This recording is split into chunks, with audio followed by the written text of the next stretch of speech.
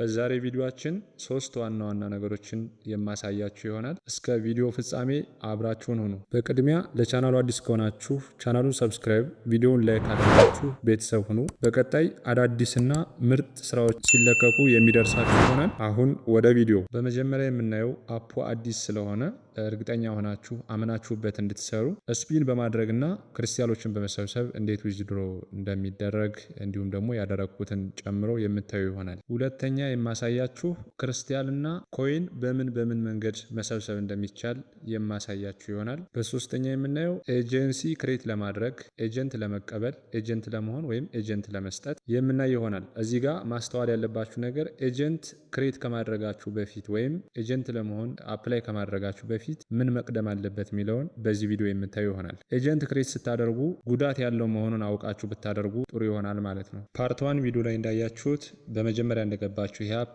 4.8 እስከ 4.6 ዶላር እንደገባችሁ በነፃ የሚሰጣችሁ ሲሆን 5 ሲሞላ ማውጣት ትችላላችሁ ማለት ነው። ስለዚህ አሁን 5 ሞልተን እንዴት ማውጣት እንደምንችል በዚህ ቪዲዮ እንመልከት። ኢንቫይት የሚለው ጋር ገባው። እንደምታዩት እዚህ ጋር ስፒን ካርድ ሰጥቶኛል። ስፒን ላደርግበት ነው። ሰው እዚህ ጋር እንደምታዩት ኮሌክትል እና እዚህ መጥቼ ጎል አለው ማለት ነው። ጎል ስል እንደምታዩት 4.6 ከምናምን ነበር ለኔ እንደጀመርኩ የሰጠኝ። ከዛ በኋላ ልክ ስፒን እያደረግኩ እንደምታዩት ይሄው 47 ሆነ። 47 ኬ ደርሷል። እንደምታዩት 48 ኬ ደርሷል። እኔ ቶሎ ቪዲዮ እንዳይረዝም እያዘለልኩት ነው። 49 ደርሷል እንደምታዩት። ከዛም ይሄው ስፒን ሳደርግ 50 ኬ ብሏል። ካሻውት የሚለው በአረንጓዴ እዚህ ጋር ቀስት ያደረኩበት የሚታያችሁ ካሻውት እያለኝ ነው። እዚህ ጋር አረንጓዴ ምልክቷን ካሻውት የምትለውን አንዴ ክሊክ አደረኩ። ከዛም እንደምታዩት ጎ ዊዝድሮ ይላል። እሱን ክሊክ አደረኩ። በመቀጠል ፕሊስ ሰሌክት ኤ ከረንሲ ይለኛል። ቀስቷን ከነካችሁ በኋላ የኢትዮጵያን ባንዲራ ትመርጣላችሁ። ቴሌብር፣ ንግድ ባንክ፣ አዋሽ ባንክ እና አቢሲኒያ ባንክ የመሳሰሉት እዚህ ጋር እንደምታዩት እንደዚህ ያስመርጣችኋል። ስለዚህ እኔ ማውጣት የፈለግኩት አሁን በንግድ ባንክ ስለሆነ ንግድ ባንክን አንዴ ሰሌክት አደርጋለሁ። $1 155 ብር የኢትዮጵያ ብር ይሆናል እያለኝ ነው። እንዲሁም ከ10 ሺህ ነጥቦች ጋር ተመሳሳይ ነው ብሎኛል። የአገልግሎት 3% ትከፍላለህ ይላል። ድሮ አማውንት አጠቃላይ ብሮ የሚመጣው 775 ብር ነው። ፊ ወይም የአገልግሎት ሲቆረጥ 23 ብር ከምናምን ሲቀነስ ደግሞ የሚደርሰኝ 751 ብር እንደሆነ እዚህ ጋር እያሳየ ነው ማለት ነው። ትንሽ ስክሮል ካደረጋችሁ በኋላ ፕሊስ ኢንተር አካውንት የሚለው ጋር አካውንት ቁጥር እዚህ ጋር ትጽፋላችሁ። ከስር እንደምታዩት ስሜን ጻፍ፣ ዋትሳፕ አስገቡ ይላል። ኦፕሽናል ነው ማለፍ ትችላላችሁ። ከዛም እንደምታዩት ዊዝድሮ የሚለውን ቀስት ያደረኩበትን አንዴ ክሊክ ታደርጋላችሁ። እንደምታዩት በደቂቃዎች ውስጥ ሰክሰስ ብሎ እዚህ ጋር አስቀምጧል። እንደምታዩት በአረንጓዴ ሰክሰስፉል ብሎኛል። 751 ብር በቀጥታ ወደ አካውንቴ ደረሰ ማለት ነው። ይሄን ከተቀበልኩ በኋላ ከዜሮ ነው እንደገና በአዲስ የጀመረው። ቅድም 8 ስፒኖች ተርፎኝ ስለነበረ ክሊክ ሳደርግ እንደምታዩት 65000 ነጥቦችን ሰጠኝ። እንደምታዩት አሁንም ክሊክ አደረኩ 73000 ደርሷል። ወደ 75000 በላይ አካባቢ ደረሰ ማለት ነው። 80 ኬ ላይ ሲደርስ ወይም 80000 ላይ ሲደርስ ወይም $8 ላይ ሲደርስ ልክ እንዳሁን እንዳያችሁት ካሻውት የሚለው ይበራልኛል። ካሻውት አደርጋለሁ ማለት ነው። ይሄ ለብቻው የሚቀጥል ሲሆን ከዛኛው ክርስቲያን ጋር አይገናኝም። ማወቅ ያለባችሁ ብዙዎቻችሁ የሚመስላችሁ ዴሊ ታስክ ሰርታችሁ ክርስቲያን ላይ የምትጨምሩት ነው የሚመስላችሁ፣ ግን እሱ አይደለም። የዚህኛው ኢንቫይት በማድረግ ስል በአንዳንድ ተግባሮችን ስተገብሩ ነው ነፃ ካርዶችን የሚሰጣችሁ። እንደገባችሁም በነፃ ነው የሚሰጣችሁ፣ በኋላም አንዳንድ ካርዶችን የሚሰጣችሁ ማለት ነው። ለብቻው ይሄድና 5ቱን ካወጣችሁ የቀጣዩ 8 ይሆናል። መጀመሪያ ግን 5ቱ እንድታወጡ ነው የሚፈቅድላችሁ ማለት ነው። ስለዚህ በዛኛው በኩል ከገባችሁበት ሰዓት ጀምሮ ሆስት ናችሁ ስትመዘገቡ ኤጀንት ከሆናችሁ 0 ነው የሚሆነው። ሆስት ስትሆኑ ግን 5000 የሚሰጣችሁ ይሆናል። ተጠራቅሞ 100 ኬ ላይ ሲደርስ ነው ያኛውን ደግሞ ለብቻው ዊዝድሮ የምታደርጉት ማለት ነው። ኢንቫይት ለማድረግ ኢንቫይት ፍሬንድስ ይላል። እሱን ክሊክ አድርጋችሁ ኮፒ አድርጋችሁ በቴሌግራም ወይም በዋትስአፕ ለጓደኞቻችሁ መላክ ትችላላችሁ ማለት ነው። ስለዚህ ካሻውት ዊዝድሮ እንዴት ስፒን ማድረግ እንዳለባችሁ ካየን፣ ኢንቫይት ማድረግ ካየን፣ አሁን በሁለተኛ የምናየው ደግሞ ክርስቲያንና ኮይን አሰባሰብ ይሆናል ማለት ነው። እዚህ አፕ ላይ እንዴት መሰብሰብ እንደምትችሉ የምናይ ይሆናል።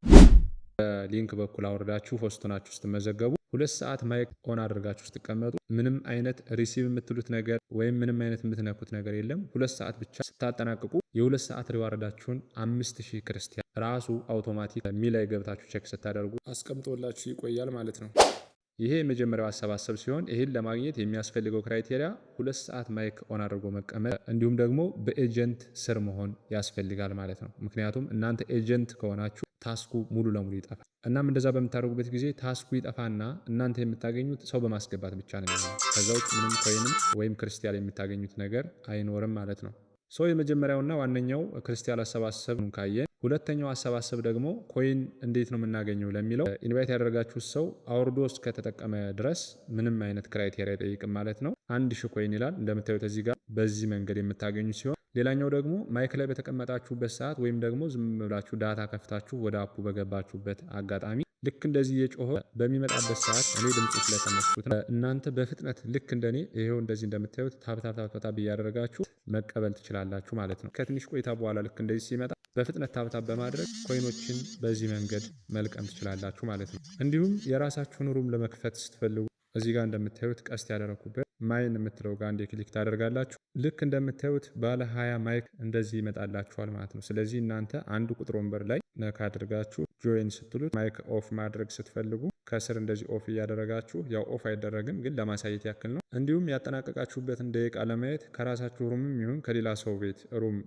ሆናችሁ የታስክ የምትል ምልክት አለች። የቀን መቁጠሪያ የምትመስል ደወል ምልክት ያላት ትቀያየራለች። አንዳንዴ ጄት የምትል ነገር ትጽፋለች። አንሸራትታችሁ ወደ ፈለጋችሁት እንደዚህ ከፍ ዝቅ አድርጋችሁ ከሚመቻችሁ ቦታ ማስቀመጥ ትችላላችሁ። እሷን አንዴ ክሊክ እናደርጋለን ማለት ነው። ታስክ ሴንተር ብሎ ልክ እንደዚህ ያመጣላችኋል። እኔ ኤጀንት ስለሆንኩ ምንም አይነት ታስክ የለኝም። እዚህ ጋር የምታያቸው ያን ያክል የሚጠቅሙ ነገር አይደሉም። ከእናንተ ግን ሆስት ስለምትሆነው እዚህ ጋር በሰዓት 2000 እንዲሁም ሁለተኛውን ሰዓት ላይ ስትደግሙ 3000 ጨምራለሁ ብሎ እዚህ ጋር ደቂቃውንም ሁሉንም ነገር እዚህ ጋር እንደምታዩት ያስቀምጥላችኋል ማለት ነው። ስለዚህ ከ120 ደቂቃ ሲጠናቀቅ እናንተ ዘግታችሁ ብቻ መውጣት የሚጠበቅባችሁ ራሱ አውቶማቲክ አስቀምጦላችሁ ይቆያል። ሚ ላይ ገብታችሁ ስታዩት ማለት ነው። በመቀጠል ወደ ሶስተኛው ስናልፍ ኤጀንሲ ክሬት ለማድረግ ኤጀንት ለመሆን እንዲሁም ኤጀንት ለመቀበል የሚሉትን ነገር እና ምን ጉዳት አለው ምንስ ጥቅም አለው የሚለውን የምናይ ይሆናል።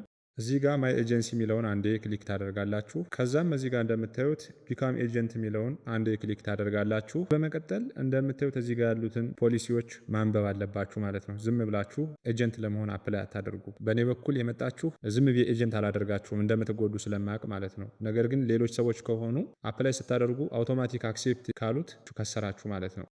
ስለዚህ ምንድነው ጉዳቱ ካላችሁኝ ኤጀንት ከሆናችሁበት ሰዓት ጀምሮ ታስክ ሙሉ ለሙሉ ይጠፋል። ሰው በማስገባት እሰራለሁ በኮሚሽን እሰራለሁ እንኳን ብትሉ የመጀመሪያውን 7 ቀን በደንብ መስራት ይጠበቅባችኋል። መጀመሪያው ድሮ ብትሰሩበት አሪፍ ይሆናል ብዬ አስባለሁ። ታስኩንም ሳታጡ ኢንቫይትም ሳታጡ ሁሉንም ለመስራት ሆስት እንደሆናችሁ መቆየት ይጠበቅባችኋል ማለት ነው። ካልሆነ ግን ኤጀንት ከሆናችሁበት ሰዓት ጀምሮ ሙሉ ለሙሉ ሁሉም ነገር ዜሮ ነው የሚሆነው። ታስክ የሚባል ነገር የለም። ከዛ በኋላ ሰው እስካላስገባችሁ ድረስ አፑ ላይ ምንም የምትሰሩት ስራ አይኖርም ማለት ነው።